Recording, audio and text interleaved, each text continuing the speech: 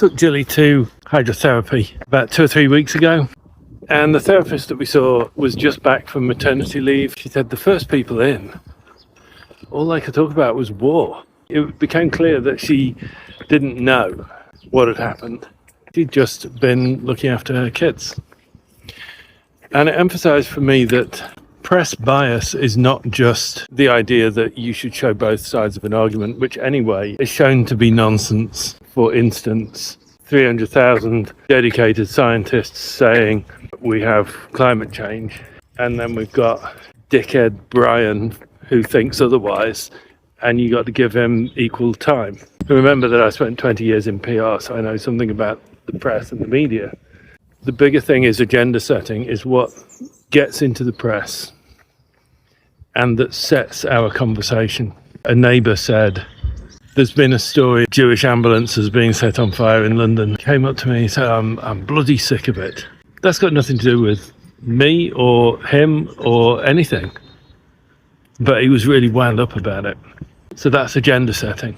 Point of all this is that you probably know that the more you run the routes in your brain that go to particular places, the stronger those routes become. They become like motorways. What you do as artists is commune with your subconscious. That's what happens when you step back and look at a painting and kind of ask yourself, what needs to change? What do I need to do next? You're waiting for a message from your subconscious. Artists have developed this almost Olympic level skill of allowing the subconscious to speak. I've always believed in the good in people. And so I think at the core of us, we care, we're empathic, we want nice things, we want a nice world, we want to live in peace. That's the core agenda of humanity, not the news.